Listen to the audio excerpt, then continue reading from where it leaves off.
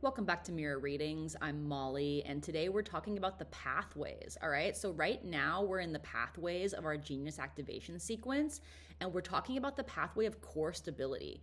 So that's the reward of breakthrough. Each gene key sequence, genius activation, Venus, Pearl, they all contain a pathway of challenge, breakthrough, and core stability. And the pathways are what connects each of the nodes to each other. So let's talk about this pathway that connects our radiance to our life purpose, all right, which is the pathway of core stability. Also, what is core stability?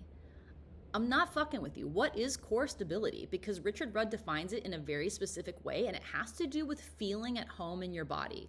Let me just read from the book here real quick. Core stability is about becoming more aligned with the deep magnetic currents that move through and around the earth.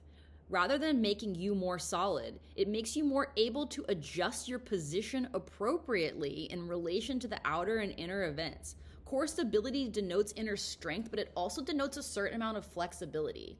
If we're rigid, we can't evolve. And if we can't evolve, what use does evolution have for us? I mean, really and truly, we're all just agents of the great cosmic algorithm, and it wants us to evolve. There's a deeply compassionate clarity in core stability that helps us more permanently stabilize our gifts. The purpose sphere in our gene keys is like our call to adventure, okay? So this is what brings us out of our comfort zone and into the hero's journey. So for me, I have gene key 57 in my purpose, which is again my life purpose, all right, and also my relationship purpose.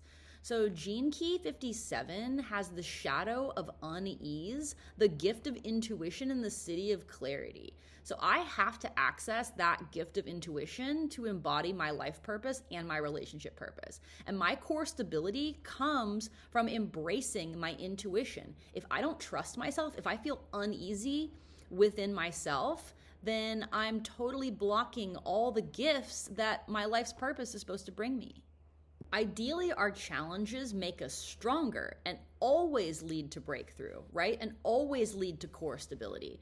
Because if they cause a breakup or a breakdown, it's not necessarily that we failed the test that life threw at us. It's more like we didn't get the full benefit of the lesson that we're learning. So, like a surfer riding a giant wave, we must learn to consistently adjust our posture, balance, and direction to meet the unpredictable primal surge of nature beneath us. So this is what happens when we squarely face the challenges of our life without retreating into victim mentality. And again, in my life's work and my EQ, God help me, I have the shadow of immaturity. And immaturity will tell me all day, every day, that I'm the victim and it's everyone else's fault. But for me to access the true purpose of my life, all right, and unlock all of the gifts that are waiting for me in life, in love, in money, I have to shut down that victim voice and listen for my intuition. I cannot hear my own intuition if my fucking ego is blathering on about how whatever it is everyone else's fault.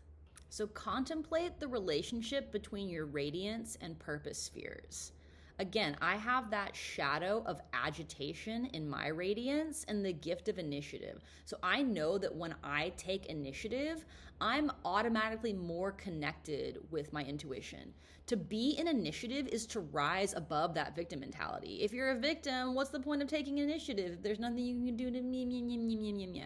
See, the victim tape, it plays in my head even when I don't want it to. And we have to shut that shit down, quiet, shh, so that we/I, since we're talking about my profile, can hear my intuition. Otherwise, my core stability is blocked by unease, right? That's the 57th shadow. I'm always gonna feel uneasy when I'm grasping outside of myself for cues on how to act. I have to be connected to my intuition to fulfill my purpose in this life. So look at that gift in your radiance and see how it brings you more into the gift of your purpose.